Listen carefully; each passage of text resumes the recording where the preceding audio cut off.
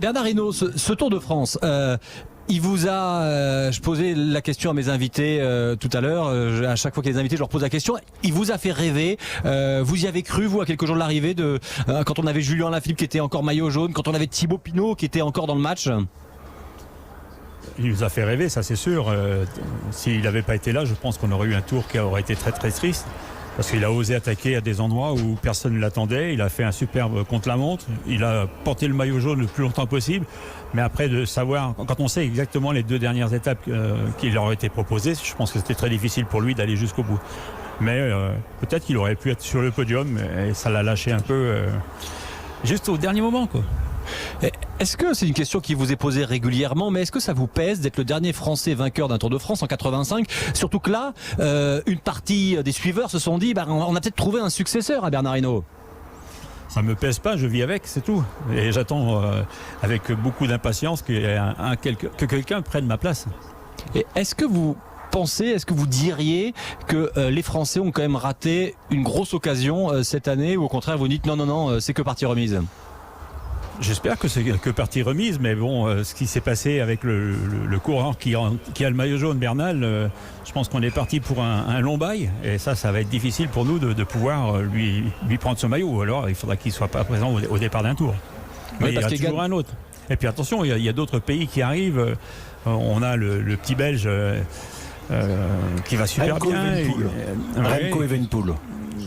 Qui est très jeune, qui a 18 ans, donc qui est très très fort. Et puis de l'autre côté, il y a aussi en Hollande un coureur qui va très bien, qui est le petit-fils à Raymond Poulidor. Donc, Mathieu Van Der Poel. Donc je pense qu'on a quand même pas mal de jeunes coureurs qui vont arriver. Après, on verra ce que ça donnera. Bernard Hinault, du côté des Français, il y a aussi des jeunes qu'on a vus. On a vu David Gaudu qui était le lieutenant en montagne de Thibaut Pinot.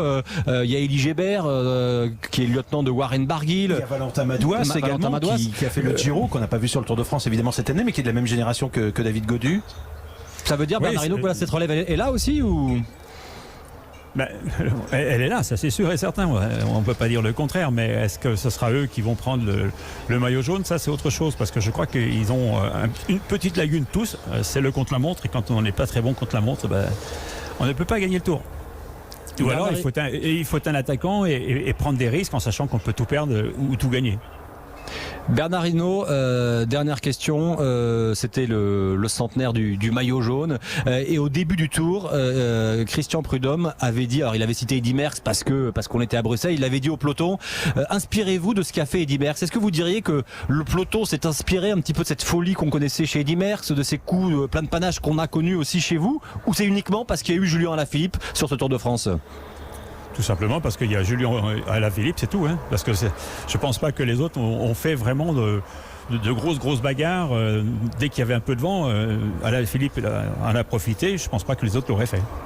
Merci Bernard Hinault. Et dès demain matin, vous retournez chez vous, j'imagine, en Bretagne.